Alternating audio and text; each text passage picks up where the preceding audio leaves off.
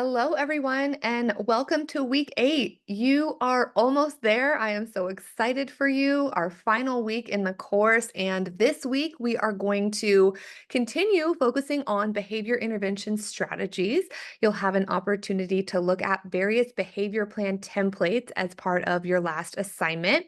We'll also focus on long-term behavior modification and character-focused interventions. So scroll down with me, if you will, to our readings for today, for this week, which hopefully look familiar to you because you will have seen some of these before if you did a little bit of a look ahead on assignment number 5.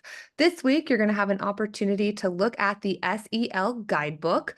You'll also have a chance, if you haven't already, to look at the Positive Environments Network of Trainers website and peruse the resources there, as well as take a look at the 4 behavior plan templates listed there.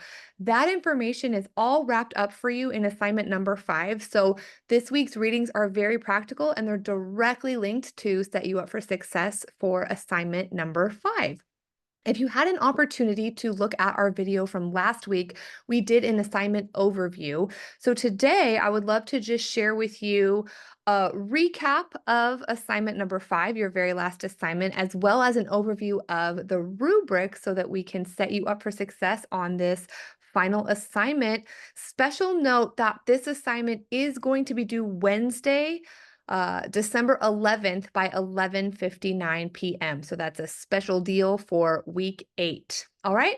So taking a look at the assignment itself, again, this is a 3-part assignment. Part 1, you're doing a brief template evaluation that's a little bit more informal, and you're sharing with me your pros and any perceived cons of the templates that you see listed there. Part 2 is a student behavior scenario where you're going to choose one of the templates from part 1 and complete it based on either a student behavior that you've experienced, and if that's the case, you're going to change the student's name to protect anonymity, or you can do a hypothetical student behavior that you think you might be confronted with in your particular setting, and you're going to complete that. And then part 3 is a personal reflection. Is there anything you feel was missing from the template that you used or the group of templates as a whole?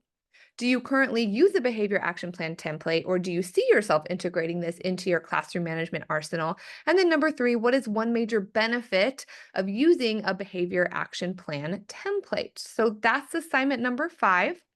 Looking down at the rubric for part 1, the template evaluation, we're really just looking to make sure that there are pros and cons for each of the 4 behavior plan templates and that there's detail enough there in terms of your overarching analysis of the template, as well as any specific narrow details that you'd like to provide some pros and cons on as well.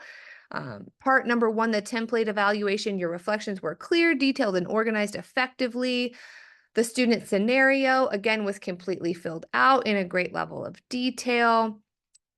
Part number 2, student behavior scenario, a range of stakeholders were clearly considered, and it's clear that you spent some time on your writing, proofreading, grammar, syntax, all those types of things.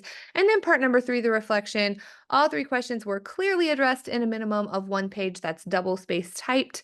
And of course, just a section for grammar, APA formatting, and those types of things. So that's what we have for you this week. Going back to our discussion board, our very last discussion board for the class. This is also going to be due, special reminder, on Wednesday, your initial response by 11:59 p.m., and then 2 peer responses by Friday, the very last day of class, at 11:59 p.m. Okay, so for discussion board number 10, you're going to read the article Social Emotional Learning Guidebook, and using support from the article, make connections to what you've learned about student behavior strategies such as self-regulation and self-efficacy. Hint is feel free to use the web-based resources found at the bottom of that article for additional support. The additional web-based resources are not managed by CUI, and so if you do happen to find a broken link, we're not able to fix those ones, so just wanted to throw that out there for your consideration up front. All right. And then as we get into our very last week together, just want to invite you to consider the Christian message of the week with me.